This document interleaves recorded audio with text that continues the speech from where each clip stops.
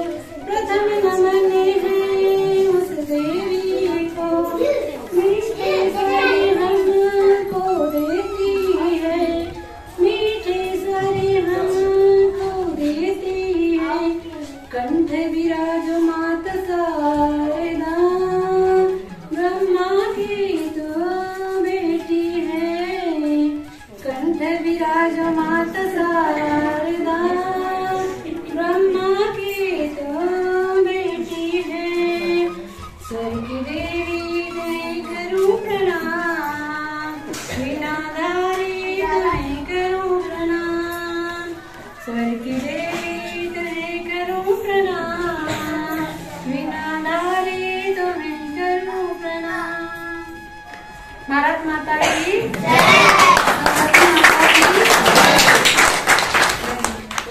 हमारे बीच उपस्थित हमारे अतिथि हमारे बड़े भैया श्री विजय कंडेल से निवेदन चाहूंगा कि इस छोटा सा कार्यक्रम अंगना मां शिक्षा कार्यक्रम के लिए हमें 2 शब्द हमें संबोधित करने का कष्ट करेंगे।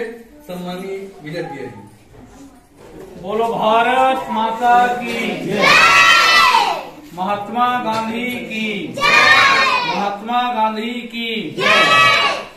आज के अंगना मां शिक्षा कार्यक्रम में उपस्थित प्राथमिक शाला सिर्री खुर्द के सम्माननीय प्रधान पाठक श्री जगन्नाथ ध्रुव जी, साथ में हमारे प्राथमिक शाला के सम्माननीय शिक्षक श्री खोमन सिंह सिन्हा जी, श्री घनश्याम कंवर जी, साथ में इस प्राथमिक शाला में अध्ययनरत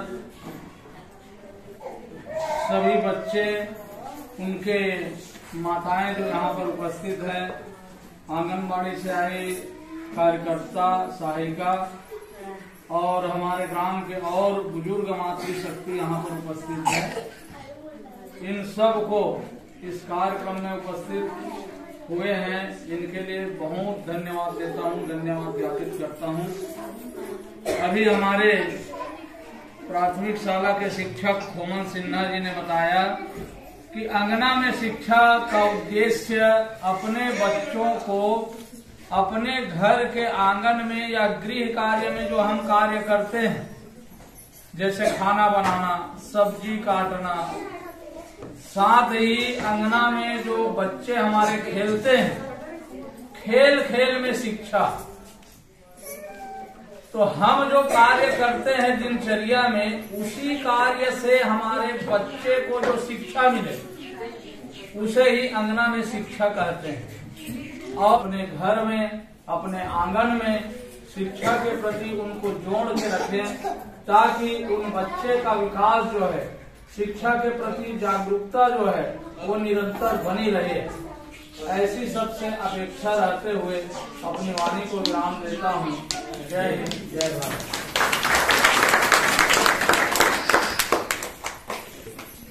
इसके पश्चात हमारे संस्था के प्रधान पाठक सम्माननीय श्री जगन्नाथ गुरु सर जी से चाहूंगा कि हम लोगों को आशीर्वाद स्वरूप 2 शब्द संबोधित करने की कोशिश करेंगे। बोल भारत माता की, भारत माता की, माँ सरस्वती की, महात्मा गांधी की। आज वही उसी का नाम है अंगना में शिक्षा, खेल खेल में शिक्षा। बदल दिया है अंगना में। हम घर में रहते हैं, बच्चे हमारे अंगने में रहते हैं, हम नाना प्रकार की गतिविधि करवा के ज्ञान दे सकते हैं। अंगना में शिक्षा के अर्थ यही है कि आप मतलब ही अपन घर में अपन बच्चा अपन गृह कार्य करते हुए जानकारी देना है, पढ़ाना है, अध्यापन कार्य करवाना है। बच्चे को उसका शारीरिक विकास करने के लिए उसके खेल के समय में उसको खेल खिलवाना भी अपने तरीके से है।